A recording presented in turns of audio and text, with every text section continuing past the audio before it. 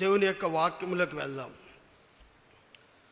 కీర్తన 32వ కీర్తన 32వ కీర్తన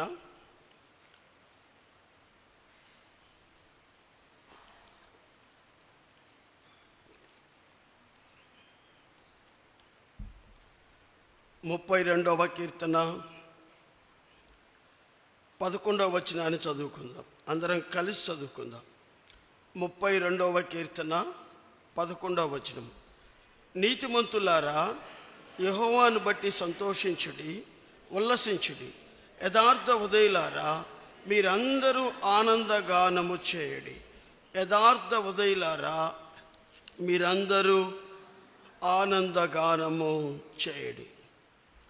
so యథార్థత, దేవుడు మనకి ఈ సంవత్సరము మనకిచ్చిన యథార్థత. ఈ సంవత్సరములో ఒక నెల అయిపోయింది. అప్పుడే రెండవ నెలలో మొదటి వారములో ప్రభువు మనకు కృప చూపించాడు. గడిచిన కాలము యథార్థంగా జీవించావా? మన వాగ్దానం చూడండి. ఇక్కడ టాపిక్ ఏంటంటే, యథార్థ హృదయులారా, మీరందరూ ఆనందగానము చేయడి. మన టాపిక్ చూడండి. తన ఎడల యథార్థ హృదయము గలవారికి. యథార్థ హృదయము. ప్రభు నిన్ను 2024 సంవత్సరం వరకు నేను ఎంతో కాపాడాను. అనేక పరిస్థితుల్లో నుంచి నేను తీసుకొచ్చాను, నిన్ను కాపాడుతూ వచ్చాను. 2025 సంవత్సరము మొదటి నెల ఎలా ఉన్నావు? యథార్థ హృదయంతో కలిగి జీవించావా? ఒకవేళ జీవించకపోతే బలాల దగ్గరికి వెళ్దాం, సరిచేయబడదాం. ప్రభు సహాయం కోసం చిన్న ప్రార్థన చేసుకుందాం. తల్ల వంచండి.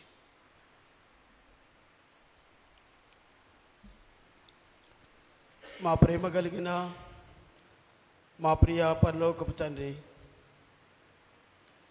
మీకు ఎలా వందనాలు, స్తుతులు, స్తోత్రాలు చేయించుకున్నాం. 2025 సంవత్సరము మొదటి నెలలో మీరెంతో కాపాడుతూ వచ్చారు. రెండవ నెలలో మొదటి ఆరాధన దినాన్ని మాకు ఇచ్చారు.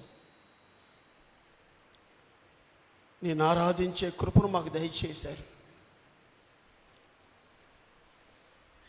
దేవా, నువ్వు యథార్థమైన దేవుడివి.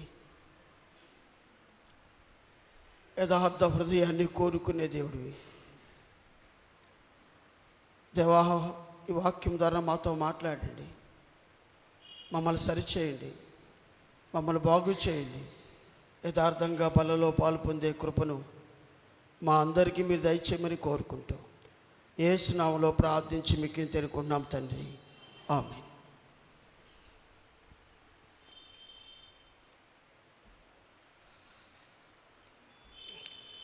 మన టాపిక్ ఏంటంటే, యథార్థ హృదయులారా. యథార్థ హృదయము. బాడీలో ఒక ఇంజిన్ ఉంది. ఆ ఇంజిన్ పేరే హార్ట్. నీ హార్ట్ ఎలా ఉంది? నీ హృదయం ఎలా ఉంది? నీ హృదయాన్ని ఎంతవరకు యథార్థంగా నువ్వు ఉంచుతున్నావు? అందుకని మొదటి వాగ్దానంలో చూడండి, తన ఎడల యథార్థ హృదయం కలవారిని బలపరచుటకు. యథార్థ హృదయాన్ని మీరు కలిగి ఉన్నారా? బలంలోకి వెళ్ళబోయే ముందు ఒకరోజు భక్సింగ్ గారు, ఒక ధనవంతుడు వచ్చాయంట భక్సింగ్ గారి దగ్గరికి. వచ్చి చాలా డబ్బులు తీసుకొచ్చాయంట. ప్రసంగం అయిపోయింది, అందరికి ప్రార్థన చేశాడు. ఆయన రూమ్లోకి వెళ్ళాడంట. ఆయన రూమ్లోకి వెళ్ళబోయే టైంలో ఈయన గేటు కాడ నిలబడి, ఆ రూము గేటు దగ్గర నిలబడి ఇలా అన్నాయంట, అయ్యా కొంత ఆఫరింగ్ తీసుకొచ్చాను నేను. ఆయనకి వెళ్ళి అలా చూసి కాముగా లోపలికి వెళ్ళిపోయాయంట. ధనవంతుడు డబ్బులు తీసుకొస్తే కాముకి వెళ్ళిపోయాయంట. ఈ ధనవంతుడు మనసులో అనుకున్నాయంట,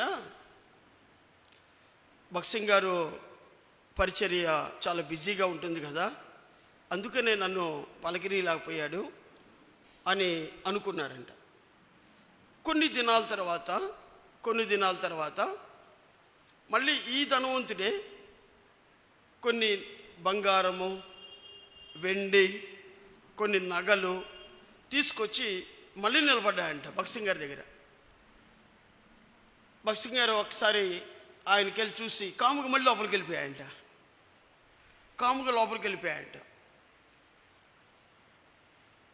కొన్ని దినాల తర్వాత ఈ ధనవంతుడు సంఘానికి వచ్చాయంట. సంఘంలో కూర్చుని సంఘ పరిచర్య అయిపోయిన తర్వాత ఫిజికల్ పరిచర్య చేస్తున్నారు. అందరూ చేపలు ఎత్తటం, అందరూ దూర ప్రాంతాల నుంచి వచ్చిన వాళ్ళకి భోజన సదుపాయం చేయటం. అక్కడున్న సంఘ పెద్దన్న అంట ఈ ధనవంతుని పిలిచి, కొంచెం నాకు హెల్ప్ చేయవా, ఈ చేపలు పట్టుకొని అటు వెళ్దాం అని అన్నాయంట. ఈ ధనవంతుడు ఏమీ సిగ్గుపడకుండా ఆ చేపలు పట్టుకొని వెళ్ళి అక్కడ పెట్టేశాయంట. ఆ తర్వాత వచ్చి ఆ ఎల్డరు ఏమన్నా అంటే ఇస్రాకులు ఎత్తుదాందా అన్నాయంట. ఇస్రాకులు ఎత్తుదాందా అన్నాయంట. అంటే ఆ ధనవంతుడు అమ్మండి వంగి ఇస్రాకులు ఎత్తుతూ పనిచేస్తున్నప్పుడు భక్సింగ్ గారు పరిగెత్తుకుంటూ వచ్చాయంట ఆయన దగ్గరికి. పరిగెత్తుకుంటూ వచ్చి, ప్రైజ్ లార్డ్ బ్రదర్, ఎలా ఉన్నారు మీరు అని అన్నాయంట. మీకేం అర్థమైంది దీని ద్వారా ఏమర్థమైంది? యథార్థమైన హృదయంతో సేవ చేసిన వారిని దేవుడు ఎన్నడూ మర్చిపోడు.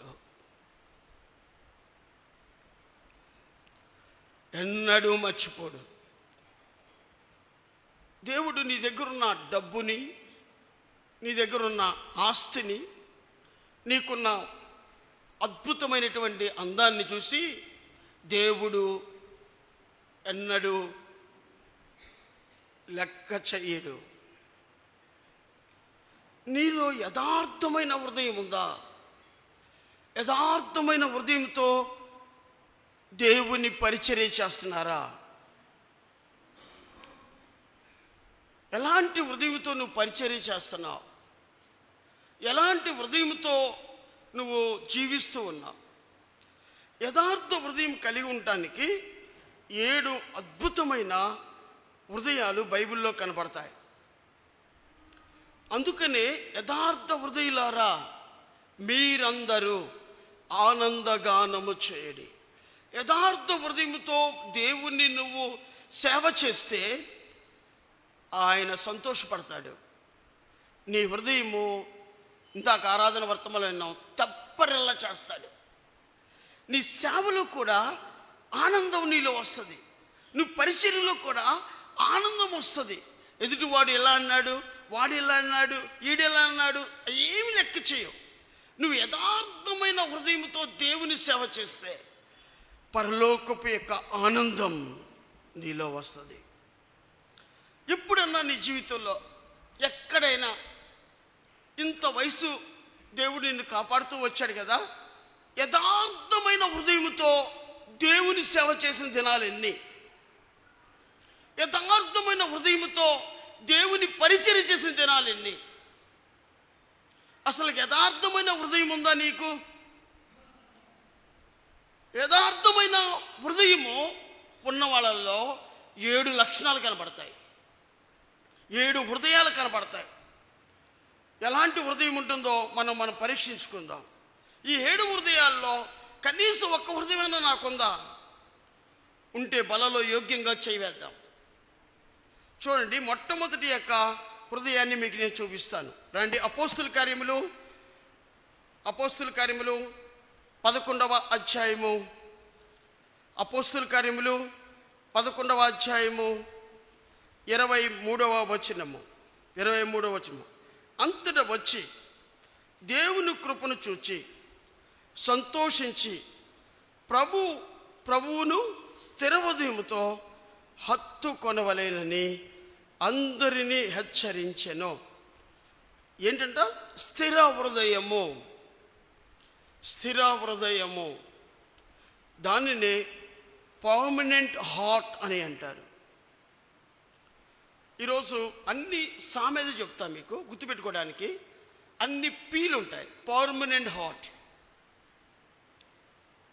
స్థిర హృదయము. చూడండి, ప్రసంగి గ్రంథం 7వ అధ్యాయము. దేవుడు మనల్ని ఎలా పుట్టించాడంట ఒక్కసారి మనం చూద్దాం. దేవుడు మనల్ని ఎలా పుట్టించాడు? ప్రసంగి గ్రంథం 7వ అధ్యాయము 29వ వచనము చదవండి తీసిన వాళ్ళు. కనుగొంటుని దేవుడు నరులను యథార్థవంతులుగా పుట్టించాడు, నిన్ను నన్ను. ప్రసంగి 7:29లో దేవుడు మనల్ని ఎలా పుట్టించాడంటే యథార్థవంతులుగా పుట్టించాడు. ఈ యథార్థవంతులుగా పుట్టించిన నిన్ను నన్ను యథార్థ హృదయాన్ని కలిగి ఉన్నావా? యథార్థ హృదయం. ఎందుకంటే దేవుడు ఎందుకు యథార్థవంతులుగా మనల్ని సృష్టించాడు అంటే దేవుడు యథార్థవంతుడు కాబట్టి తన బిడ్డలు యథార్థంగా ఉండాలని కోరుకుంటున్నాడు. ఈ యథార్థ హృదయము కలిగిన వారిలో మొట్టమొదటి లక్ష్యం ఏంటంటే పర్మనెంట్ హార్ట్ కలిగి ఉంటారు, స్థిరమైన హృదయాన్ని కలిగి ఉంటారు. స్థిరమైన హృదయం అంటే ఏంటి?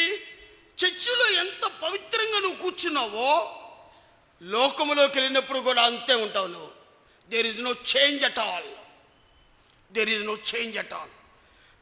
చర్చిలో నిన్ను ఎలా చూశారో రోడ్డు మీద కూడా అంతే చూస్తారు, ఇంటిలో కూడా అంతే చూస్తారు. That is the permanent heart. స్థిర హృదయం అంటే అది. యథార్థవంతుల యొక్క హృదయం ఎలా ఉంటుంది తెలుసా? స్థిరంగా ఉంటుంది. చంచల స్వభావం ఉండదు వాళ్ళ దగ్గర, నటన ఉండదు వాళ్ళ జీవితాలలో. పెద్దలు కనపడినప్పుడు ఒక విధంగా, పెద్దలు కనపడినప్పుడు ఇంకొక విధంగా, పరిచారకులు కనపడినప్పుడు ఒక విధంగా, పరిచారకులు లేనప్పుడు ఒక విధంగా, ఇలా 2 in 1 మైండ్ కలిగి ఉండరు వాళ్ళ జీవితాల్లో. పర్మనెంట్ హార్ట్ కలిగి ఉంటారు, స్థిర హృదయాన్ని కలిగి ఉంటారు. నీ హృదయం అలా ఉందా? అలా ఉంటే ధైర్యంగా బలలో చేయవేయి. యథార్థవంతులారా, మీరందరూ ఆనందగానము చేయండి. ఆనందగానము చేయాలి అంటే, నీ హృదయము ఆనందంతో ఉండాలి అంటే, యథార్థవంతులుగా మీరు ఉండాలంటే కాన్స్టెంట్ మైండ్ కలిగి ఉండాలి, స్థిరమైన హృదయాన్ని కలిగి ఉండాలి. ఉందా మన జీవితాల్లో? యథార్థవంతుడిగానే ఉన్నాను అంటే ప్రశ్న, స్థిరమైన హృదయం నాలో ఉందా? నేను ఎలా ప్రవర్తిస్తున్నాను? బయట ఎలా ప్రవర్తిస్తున్నాను? లోపల ఎలా ప్రవర్తిస్తున్నాను? ఆఫీసులో ఎలా ఉంటున్నాను? ఇంట్లో ఎలా ఉంటున్నాను? చర్చిలో ఎలా ఉంటున్నాను? రోడ్డు మీద ఎలా ఉంటున్నాను? అన్యుల దగ్గర ఎలా ఉంటున్నాను? విశ్వాసుల దగ్గర ఎలా ఉంటున్నాను? ఎక్కడ చూసినా నా హృదయము యథార్థంగా ఉందా? Think your self, examine your self. ఉందా? లేకపోతే ప్రభువా నన్ను క్షమించు. రెండవ హృదయంలోకి వెళ్దాం మనం. రెండవ హృదయము రండి. రెండవ హృదయంలో సామెతల గ్రంథం 15వ అధ్యాయం. సామెతల గ్రంథం 15వ అధ్యాయం. సామెతల గ్రంథం 15వ అధ్యాయం 13వ వచనము. సంతోష హృదయము ముఖమునకు తేటనిచ్చును, మనోదుఃఖము వలన ఆత్మ నలిగిపోవును. రెండోది ఇంగ్లీష్లో ఏమంటారో తెలుసా? తెలుగులో చెప్తున్నా, సంతోష హృదయము. అది ఇంగ్లీష్లో ప్లీజింగ్ హార్ట్ అని అంటారు. సంతోష హృదయము నీ హృదయములో ఉంటే ముఖము తేటనిస్తుందట. అందుకనే బైబిల్ గ్రంథంలో ఒక భక్తుడు కనబడతాడు. అతని పేరు యోహాను. యోహాను ఎలా కనపడుతున్నాడు తెలుసా? ప్రజలకి మండుచు ప్రకాశించేవాళ్ళ కనపడుతున్నాడు. కారణం యథార్థత తన జీవితంలో ఉంది. మోషే సీనాయి పర్వతం నుంచి కిందకు దిగుతున్నాడు. ఇశ్రాయేలు ప్రజలందరూ చూశారు ఆయన వైపు.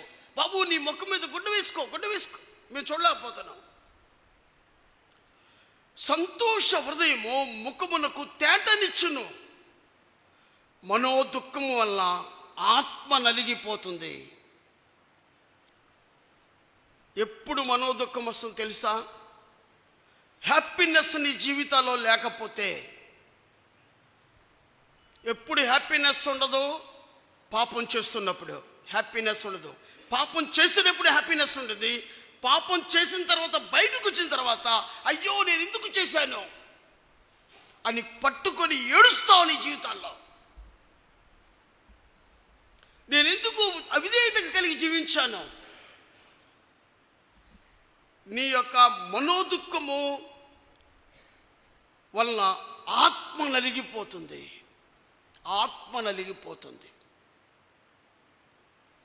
అందుకనే భక్సింగ్ గారు ఆయన రాసేటువంటి పుస్తకాల్లో ఒక పుస్తకం ఉంది, చెప్పసఖ్యము కాని ఆనందం. ఆ హ్యాపీనెస్, పరలోకపు యొక్క ఆనందాన్ని భూలోకంలో భక్సింగ్ గారు అనుభవించారు. కాబట్టి ఆయన టైటిల్లో ఒక టైటిల్ ఏంటి తెలుసా? చెప్పసఖ్యము కాని ఆనందముతోనే ఉన్నాను. నీ జీవితంలో సంతోష హృదయం నీ జీవితంలో ఉందా?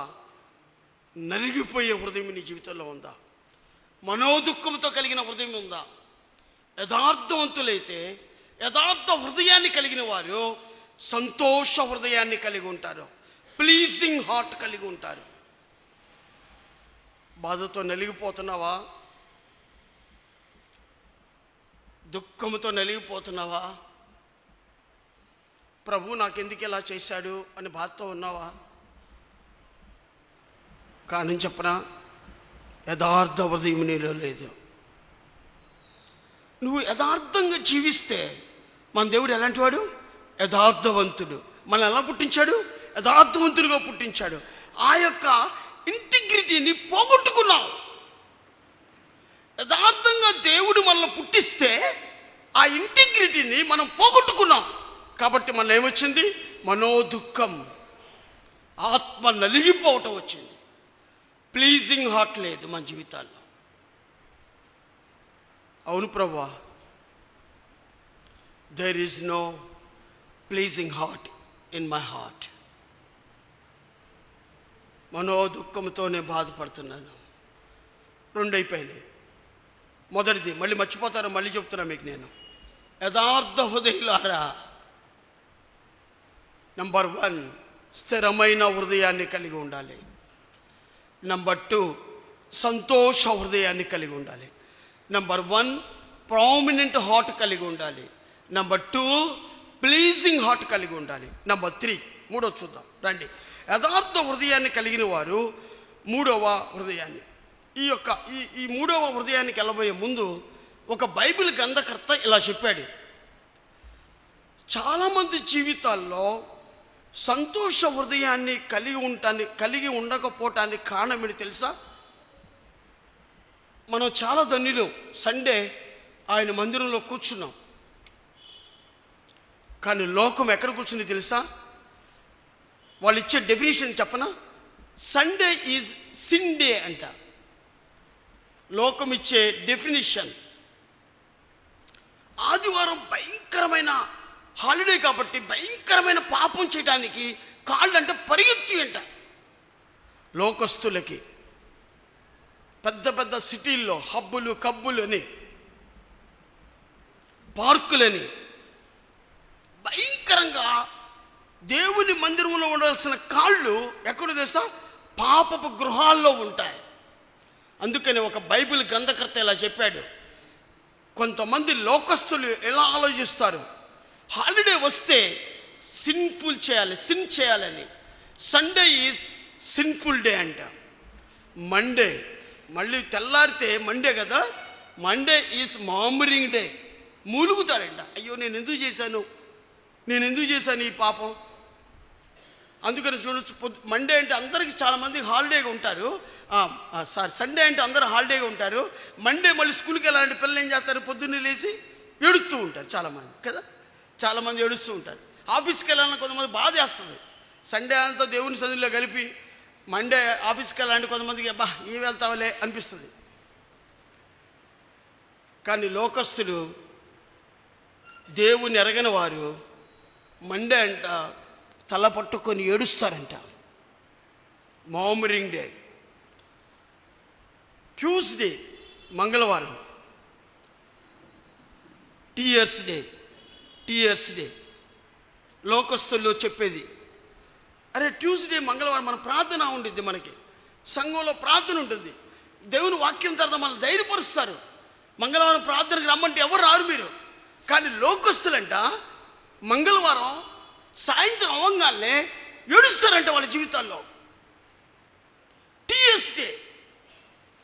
కానీ నీ కంటంపట నీళ్ళు రాకుండా, నా కంటంపట నీళ్ళు రాకుండా మంగళవారంలో ప్రార్థన దినాన్న వాక్యము చేత ఆదరించే దేవుడు ఉన్నాడు, మన కన్నీరుని తుడిచే దేవుడు మనకున్నాడు. కానీ లోకంలో లేదది. ట్యూస్డే ఈజ్ టీఎస్ డే అంట లోకస్తులకి. థర్స్డే గురువారం ఏంటి తెలుసా, థర్స్డే డే. దాహం ఉండిద్దంట. ఏ దాహం?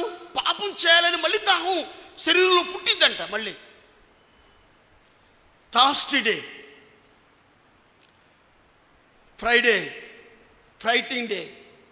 ఆ పాపం చేసేటప్పుడు కొట్టుకుంటారంట భార్యాభర్తలు. Friday fighting day.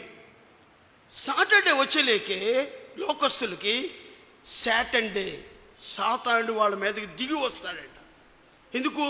సండే మళ్ళీ పాపం చేయడానికి. నా ప్రశ్న ఏంటంటే, ఎందుకు ఇది చెప్పానంటే మీకు, యథార్థ హృదయం కలిగిన వారు స్థిరమైన హృదయాన్ని కలిగి ఉంటారు. యథార్థ హృదయం కలిగిన వారు సంతోష హృదయాన్ని కలిగి ఉంటారు. నీవు పరలోకపు యొక్క సంతోషం నీ హృదయంలో ఉందా, లేదా లోకపు యొక్క కన్నీరు నీలో ఉందా, మనోదుఖం నీలో ఉందా, దాహం ఉందా నీలో, ఫైటింగ్స్ ఉన్నాయా మీ కుటుంబాల్లో, శాటన్ ఏలుతున్నాడా మీ కుటుంబాల్లో? ఆలోచించండి. అందుకని మన కుటుంబాల్లో సంతోషం కనపడదు. రెండవది, అద్భుతమైన వర్తమానములో యథార్థ హృదయములో మొదటిది స్థిరమైన హృదయము, రెండవది సంతోషమైన హృదయము. మూడో దానికి వెళ్దాం మనం. మూడోది నిర్గమకాండము 35వ అధ్యాయము. నిర్గమకాండము 35వ అధ్యాయము. నిర్గమకాండము 35వ అధ్యాయము 22వ వచనము. 22వ వచనము. స్త్రీలు కానీ పురుషులు కానీ ఎవరెవరి హృదయములు వారిని ప్రేరేపించినో వారందరూ యెహోవాకు బంగారు అర్పించిన ప్రతివాడును మకరములను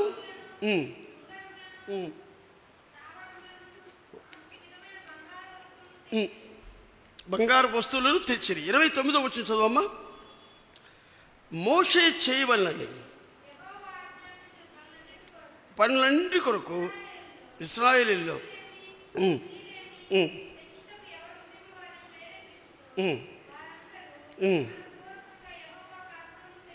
యెహోవాకు అర్పణలు తెచ్చిరి.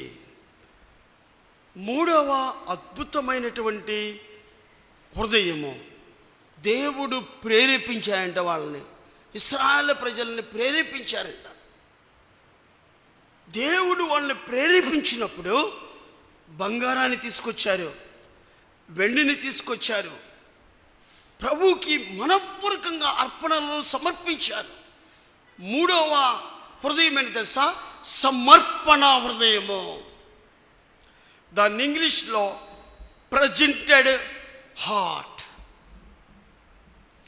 సమర్పించే హృదయాన్ని కలిగి ఉండాలి.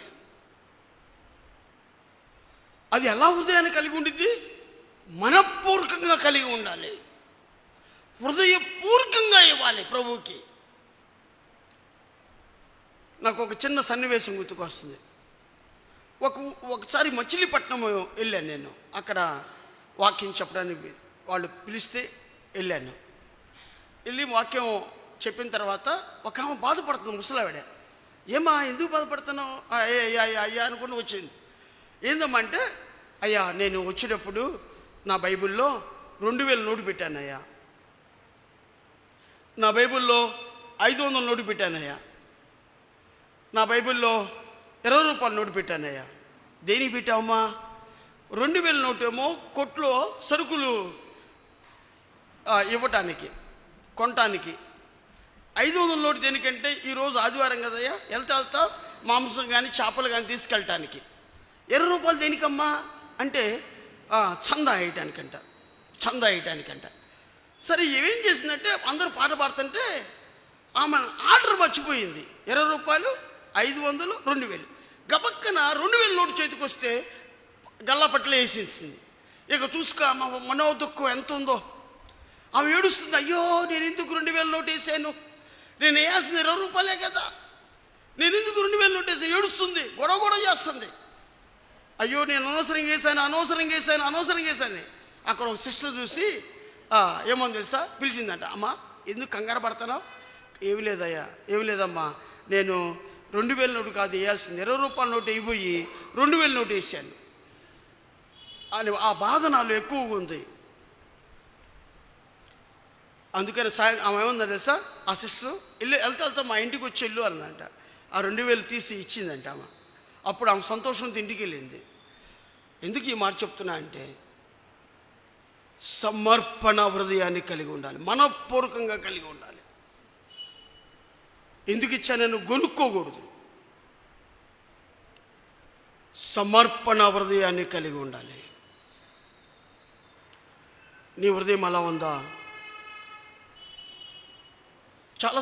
చాలా రోజుల క్రితం ఒక చిన్న కథ చెప్పాను మీకు నేను. ఒక ఫ్యామిలీలో 4 ఆడపిల్లలు ఉన్నారంట. 4 ఆడపిల్లలు కొంచెం యుక్త వయసు వచ్చేదాకా ఆ తండ్రి మళ్ళీ బర్త్డే ఫంక్షన్ చేశాడంట. చాలా బాగా చూసుకున్నాయంట. సో యుక్త వయసు వచ్చిన తర్వాత ఈ 4 పిల్లలు కలిసి ఒకటి ఆలోచించారంట. ఇంతకాలము ఇన్ని సంవత్సరాలు మమ్మీ డాడీ ఇద్దరు మాకు పుట్టినరోజులు చేశారు, ఈసారి మా 4 కలిసి మమ్మీ డాడీకి మ్యారేజ్ డే చేయాలి అనుకున్నారంట. అందుకని ఆ 4 ఒక కమిటీగా ఏర్పడి, పెద్దమ్మాయి నీ ఇష్టం వచ్చింది అమ్మ నాన్న కొను, 2 అమ్మాయి నీ ఇష్టం వచ్చింది కొను, 3 అమ్మాయిని పిలిచాడు, 4 అమ్మాయికి కూడా చెప్పారంట. చిన్న పాప అందరూ, పెద్ద పాప మంచిగా మమ్మీకి మంచి షూటు, తర్వాత మమ్మీకేమో మంచి పట్టు చీర తీసుకుంది, డాడీకేమో షూటు, మమ్మీకేమో పట్టు చీర తీసుకుంది. 2వ పాప వచ్చింది, డాడీకి ఒక చిన్న వాచ్, మమ్మీకి కూడా వాచ్ తీసుకుంది. 3వ పాప ఏం చేసిందేస్తే చెప్పులు కొంది, ఇద్దరికి చెప్పులు కొంది. 4వ పాప చిన్నది కదా, ఎప్పటికప్పుడు తినేస్తుంది, ఏమి కొనలేదు. సో ఆ రోజు మంచిగా డెకరేషన్ చేశారు ఇంటిని. ఆ మమ్మీ డాడీ ఇద్దరు పెళ్లి పీటల మీద కూర్చోబెట్టారు, పెళ్లి కుర్చీల మీద కూర్చోబెట్టారు. పెద్ద పాప వచ్చింది, డాడీ మమ్మీ ఇంతకాలం మమ్మల్ని ఎంతో చక్కగా గ్రాండ్ ఫంక్షన్ చేసావు, ఈరోజు మేము ఫంక్షన్ ఏంటి తెలుసా, ఇగో నేను బట్టలు పెడుతున్నాను. 2వ పాప వచ్చింది, ఇదిగో మమ్మీ నేను వాచ్ పెడుతున్నాను. 3వ పాప వచ్చింది, చెప్పులు ఇచ్చేసింది. 4వ పాప ఏం చేయాలో అర్థం కాల. అక్కేమో ఒకటి ఇచ్చింది, 2 అక్కటి ఇచ్చింది, 3 అక్కటి ఇచ్చింది, 4 ఏం చేయాలో అర్థం కాల. పరిగెత్తుకుంటూ వెళ్ళి వంటగదిలో పెద్ద ప్లేట్ తీసుకొచ్చి ఆ తల్లిదండ్రుల పాదాల ముందు పెట్టింది. దేనికైనా అర్థం కాదు తల్లిదండ్రులు కూడా. అక్క ఏమి ఇచ్చింది? బట్టలు పెట్టింది. డాడీ నువ్వు చెప్పు. 2 అక్క ఏమి ఇచ్చింది? వాచ్ ఇచ్చింది. మమ్మీ నువ్వు చెప్పు. 3 అక్క ఏమి ఇచ్చింది? చెప్పులు ఇచ్చింది. ఇవి ఒక దినాన ఎప్పటికైనా పాడైపోవాల్సిందే. నేనైతే ఏమిస్తా తెలుసా అని చెప్పి ఆ ప్లేట్లో కూర్చుంది. నా సర్వస్వాన్ని నేను నీకు ఇస్తాను, తీసుకో డాడీ. సమర్పణ కలిగిన జీవితం. దేవుడు నీ దగ్గర నుంచి ఏమి ఆశించడు, నీ జీవితాన్ని కోరుకుంటాడు దేవుడు. ఆ చిన్న పాప తన జీవితాన్ని మొత్తం ప్లేట్లో కూర్చుంది. డాడీ తీసుకో, నా సర్వస్వాన్ని తీసుకో. లోకానుసారంగా ఉన్న తల్లిదండ్రులకు వాళ్ళు సమర్పణ జీవిస్తే, అలాంటి జీవితాన్ని ఇస్తే, what about in heavenly father? దేవుడు నీ దగ్గర ఉన్న డబ్బుని కోరుకోడు, నీ దగ్గర ఉన్న ఆస్తిని కోరుకోడు, దేవుడు నీ దగ్గర ఉన్న శక్తి సామర్థ్యాలు కోరుకోడు, యథార్థ హృదయాన్ని కోరుకుంటాడు. సమర్పణ హృదయాన్ని. యథార్థ హృదయాలారా, మీరందరూ ఆనందగానము చేయండి. ఎప్పుడు ఆనందిస్తావు? స్థిరమైన హృదయాన్ని కలిగి ఉన్నప్పుడు. ఎప్పుడు ఆనందిస్తావు? సంతోష హృదయాన్ని కలిగి ఉన్నప్పుడు. ఎప్పుడు ఆనందిస్తావు? సమర్పణ కలిగిన హృదయాన్ని కలిగి ఉన్నప్పుడు. యథార్థవంతులారా, మీరందరూ ఆనందగానము చేయండి. 4వ దానికి వెళ్దాం. మొదటి సమూయేలు గ్రంథం 4వ హృదయము. మొదటి సమూయేలు గ్రంథం 7వ అధ్యాయము. మొదటి సమూయేలు గ్రంథం 7వ అధ్యాయం. 7వ అధ్యాయము 3వ వచనము. 3వ వచనం. సమూయేలు ఇశ్రాయేలు అందరితో ఇట్లా, నేను నీ పూర్ణ హృదయంతో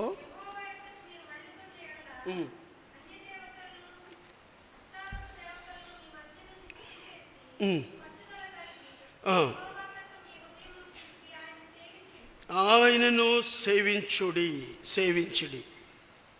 ఏం తీసేయమన్నాడు? అష్టారోతు దేవతలను.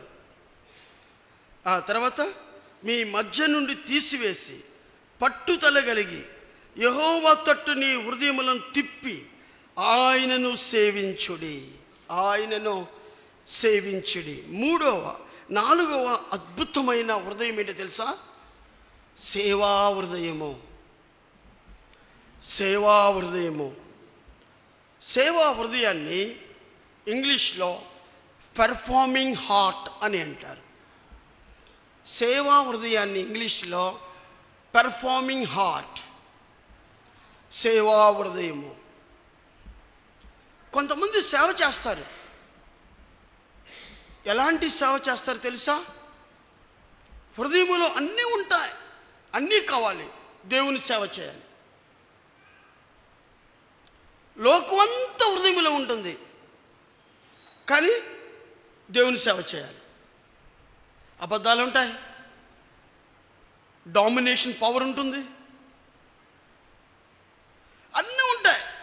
అవి తీసేసుకోరు. అష్టారోతు దేవతలు తీసివేయరు, పట్టుదలతో తీసివేయరు. వాటిని నాకొద్దు అనుకోరు. వాటిని ఇవి నాకొద్దు అనుకోరాళ్ళు. అవి చేస్తూ పరిశుద్ధమైన సేవను కూడా చేస్తూ ఉంటారు. అర్థమైందా? అవి హృదయాల్లో ఉంటాయి. ఆ హృదయాల్లో ఉండి దేవుని పరిశుద్ధమైన సేవ కూడా చేస్తూ ఉంటారు. దేవుడు అన్నాడు, నీ హృదయము యథార్థమైంది కాదు, నీలో అష్టారోతు దేవతలు ఉన్నారు. వాటిని తీసివేసి పట్టుదలతో తీసివేయి. దేవునికి అసహ్యకరమైనది నీకిష్టమైంది, దేవునికి అసహ్యకరమైంది నీకిష్టమైంది, నాకిష్టమైంది ఏముంది మన హృదయాల్లో? పట్టుదలతో దాన్ని తీసివేసి మీ హృదయాలు ప్రభువు తట్టు తిప్పుడి. సేవ చేయడి. సేవా హృదయము, పెర్ఫార్మింగ్ హార్ట్. 4 హృదయాలు చెప్పాను మీకు నేను. నంబర్ 1, యథార్థ హృదయాలారా. నంబర్ 1, స్థిరమైన హృదయాన్ని కలిగి ఉండండి. నంబర్ 2, సంతోష హృదయాన్ని కలిగి ఉండండి. నంబర్ 3, సమర్పణ కలిగిన హృదయాన్ని కలిగి ఉండండి. నంబర్ 4, సేవా హృదయాన్ని కలిగి ఉండండి. సంఘములో యథార్థ హృదయంతో ఉంటే సంఘములో చిన్న పని కూడా దేవుని సేవ చేస్తావు. చేపలు ఎత్తటం, కుర్చీలు సర్దటం, వృద్ధుల్ని పట్టుకొని తీసుకెళ్ళటం, వాళ్ళకి మంచినీళ్ళు ఇవ్వటం, చిన్న చిన్న పనులు, ఎవరు గుర్తించలేని పనులు, ఎవరు చూడని పనులు, ఎవరు నీకు మెడలు వేయని పనులు, నీకు పూలదండలు వేయని పనులు నువ్వు చేస్తావు. కానీ తెలుసా, యథార్థమైన హృదయం మీ జీవితాల్లో ఉంటుంది. అలాంటి హృదయాలు యథార్థమైన హృదయాలు. అలాంటి సేవ చేసేవారు యథార్థమైన హృదయాలు. అందరూ మెచ్చుకునేలా చేయొద్దు. ఇప్పుడు కూడా అందరూ బాగా డబ్బాలు కొట్టే విధంగా చేయబాకండి. ప్రభు చూస్తే చాలు, ప్రభు చూస్తే చాలు, ప్రభు చూస్తే చాలు మన జీవితాన్ని. సేవా హృదయము. 4 అద్భుతమైన హృదయాలు. స్థిరమైన హృదయాన్ని కలిగి ఉండండి, సంతోషమైన హృదయాన్ని కలిగి ఉండండి, సమర్పణ కలిగిన హృదయాన్ని కలిగి ఉండండి, సేవా హృదయాన్ని కలిగి ఉండండి. 5వ చూద్దాం రండి. 5వ హృదయం. మొదటి సమూయేలు గ్రంథం 18వ అధ్యాయము. మొదటి సమూయేలు గ్రంథం 18వ అధ్యాయము మొదటి వచనం. దావీదు సౌలుతో మాట్లాడట చాలించినప్పుడు యోనాతాను హృదయము దావీదు హృదయముతో కలిసిపోయాను. యోనాతాను దావీదును తనకు ప్రాణ స్నేహితుడిగా భావించుకొని అతనిని ప్రేమించెను. 5వ అద్భుతమైన హృదయము స్నేహ హృదయము. స్నేహ హృదయము. ఆ స్నేహ హృదయాన్ని ఇంగ్లీష్లో నేను ఇలా పెట్టుకున్న పేరు, positive friendship. Positive friendship, positive heart. సేవా హృదయము, స్నేహ హృదయము. ఏంటి స్నేహ హృదయము? యోనాతాను హృదయము దావీదు హృదయములో కలిసిపోయిందట. ఇప్పుడు నా వైపు చూడండి అందరూ. అంటే నా వైపు చూడటం అంటే దేవుని వాక్యం వైపే చూడండి. దేవుడు యథార్థవంతుడు. మనల్ని ఎలా సృష్టించాడు? యథార్థవంతుడిగా సృష్టించాడు. దేవుని హృదయము యథార్థమైనది, నీ హృదయము యథార్థమైనది ఉండాలి. మీ ఇద్దరు హృదయాలు ఏమైపోవాలి? కలిసిపోవాలి, స్నేహం చేయాలి.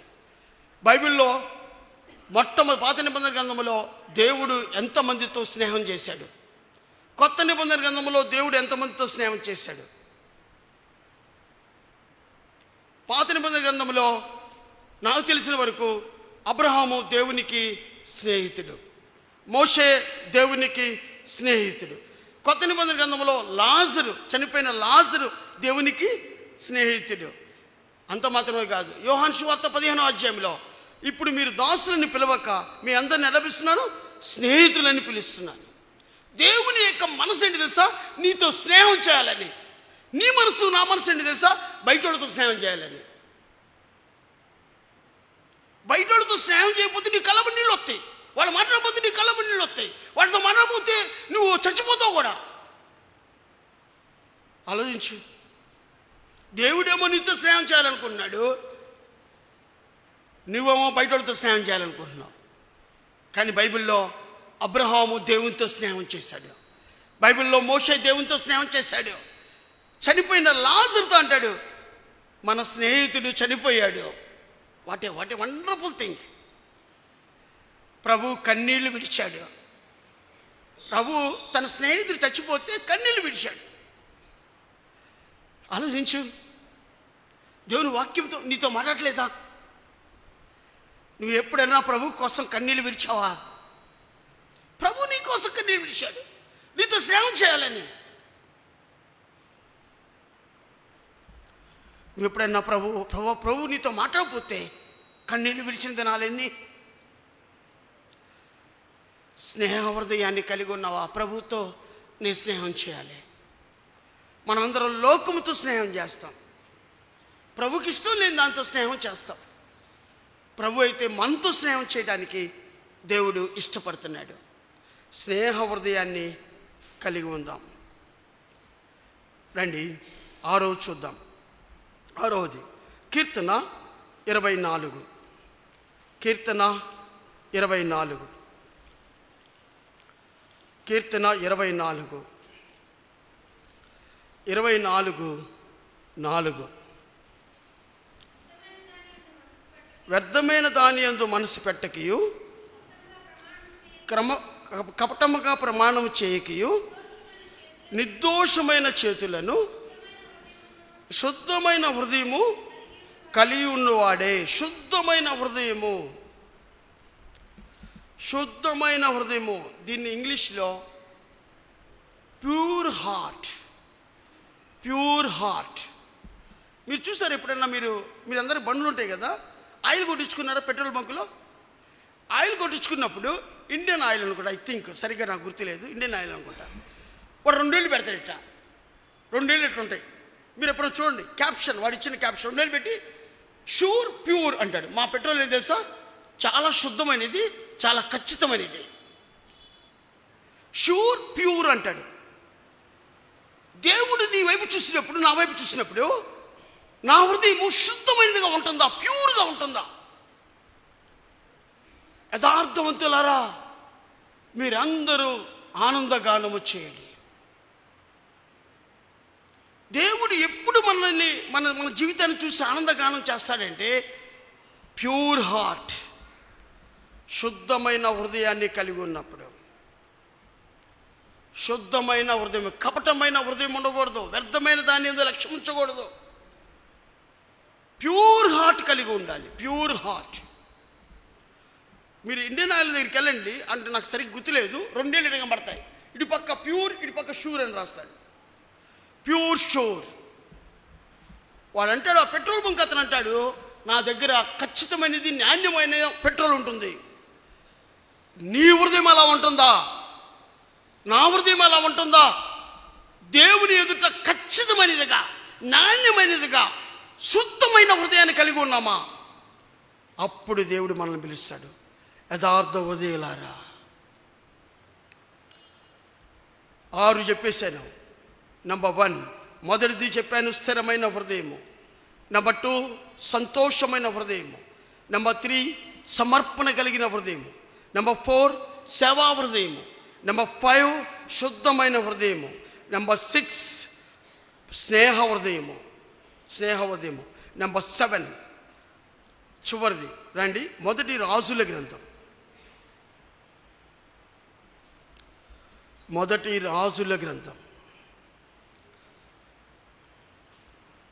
మొదటి రాజుల గ్రంథం 8వ అధ్యాయము. మొదటి రాజుల గ్రంథం 8వ అధ్యాయం 16వ వచనము, 61వ వచనము, 61వ వచనము, 61వ వచనము. 8వ అధ్యాయము 61వ వచనము. చదువు.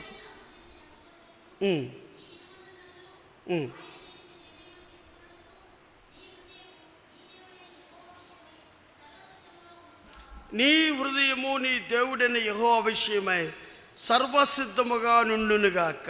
సర్వసిద్ధముగా, సర్వసిద్ధముగా అంటే దాన్ని ఏమంటుంది ఇంగ్లీష్లో? Prepared heart, prepared heart. సర్వసిద్ధమైన మనసు, హృదయము అంటే అని తెలుసా? దేవుని వాక్యం చేత ఖండించినప్పుడు, దేవుని వాక్యం చేత మాట్లాడినప్పుడు, ఈ వాక్యము నాకే, ఈ వాక్యము నాకే దేవుడు నాతో మాట్లాడాడు కాబట్టి నా హృదయముతో సర్వసిద్ధపడతా ప్రభు దగ్గర సరి చేసుకోవడానికి. స్థిరమైన హృదయాన్ని నాకు దయచేయి ప్రభువా, సంతోషమైన హృదయాన్ని నాకు దయచేయి ప్రభువా, స్నేహపూర్వకమైన హృదయాన్ని నాకు కలగజేయి ప్రభువా, అంతమ సమర్పణ కలిగిన హృదయాన్ని నాకు కలగజేయి ప్రభువా అని నేను సర్వసిద్ధపడతా. నేను సిద్ధపడతా, నేను సరి చేసుకోవడానికి. నా హృదయాన్ని ప్రభు వైపు తిప్పడానికి ఇష్టపడతాను, ప్రభు కోసం జీవించడానికి ఇష్టపడతాను అని తీర్మానం చేసుకుంటాను. ఇది ఎవరు చేసుకుంటారో తెలుసా? యథార్థమైన హృదయాన్ని కలిగిన వారు. సర్వసిద్ధపడతావా నువ్వు ప్రభు దగ్గర సరి చేసుకోవడానికి? దేవుడు చాలా స్పష్టంగా మాట్లాడాడు, యథార్థ హృదయులారా మీరందరూ ఆనందగానము చేయండి. నీలో నాలో స్థిరమైన హృదయాన్ని కలిగి ఉన్నప్పుడు, సంతోషమైన హృదయాన్ని కలిగి ఉన్నప్పుడు, సమర్పణ కలిగిన హృదయాన్ని కలిగి ఉన్నప్పుడు, సేవా హృదయాన్ని కలిగి ఉన్నప్పుడు, స్నేహ హృదయాన్ని కలిగి ఉన్నప్పుడు, శుద్ధ హృదయాన్ని కలిగి ఉన్నప్పుడు దేవుడు మన హృదయాన్ని చూసి ఆనందగానం చేస్తాడు. మొదటి వాగ్దానంలో చూడండి, ఆడ బలపరచుటకు యెహోవా కనుదృష్టి, యెహోవా కనుదృష్టి లోకమంతటా సంచారం చేస్తుంది. ఒకవేళ ఇప్పుడు ఈరోజు దేవుడి కనుదృష్టి షాలోము మీదకి వచ్చింది అనుకోండి, ఎంతమంది సర్వసిద్ధంగా ఉంటారు సరి చేసుకోవడానికి? ఎంతమంది సరిచేసిబడి యథార్థవంతులుగా మారతారు? యథార్థవంతులుగా మారేట్టుగా ప్రభు మనందరినీ సర్వసిద్ధము చేయనుగాక. ఆమేన్. దేవుడి వాక్యము దీవించి ఆస్వాదించునుగాక.